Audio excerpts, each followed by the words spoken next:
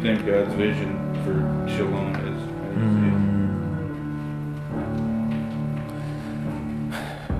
Gosh, man, I don't want to speak for God. I don't know what God's vision for shalom is, but I feel like as I want to embody shalom in my marriage, in my community, in my vocation, that it looks like creating space, that it looks like affirming the divine imprint of God in all of humanity. I think it looks like bearing witness to hope. I think it looks like cultivating environments of peace and restoration. I think shalom is reconciling, and reconciling all things back to God, being reconciled with God. I think shalom is a celebration, and I think, if one of the metaphors for paradise is this great banquet that God's preparing, and we're going to sit at this table and celebrate the goodness of the love of the divine, I think shalom is sitting at the table with friends. I think shalom is sitting at the table with people who are different than us. I think shalom is enjoying long meals and laughing and crying and being safe to be yourself, to be human, to be vulnerable. And actually, I think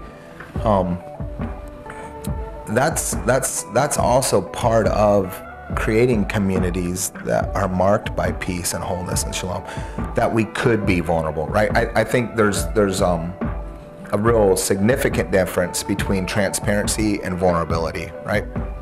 Transparency, like maybe I can tell you about the worst and darkest parts of my soul, or Okay, go.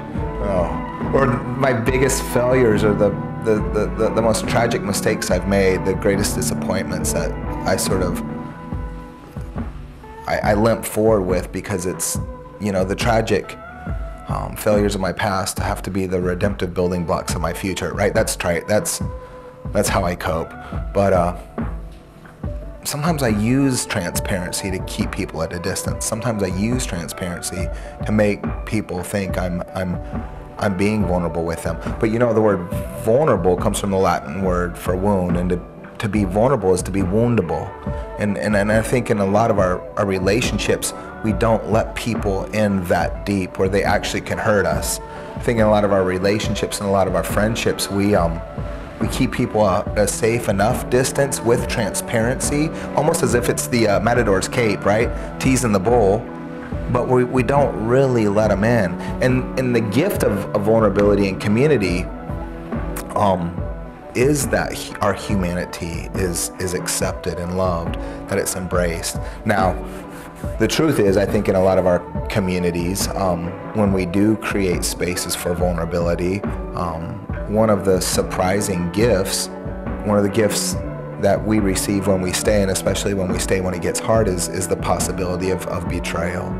And, I think a lot of the experiences of betrayal that we felt in communities that are marked by vulnerability are, I don't think a lot of the betrayal is intentional. I don't think a lot of folks set out to try to betray friends or community members. I think there's often a sincere and an earnest and a genuine concern or an inability to know what to do with someone else's vulnerability, an inability for somebody to know what to do with someone's humanity.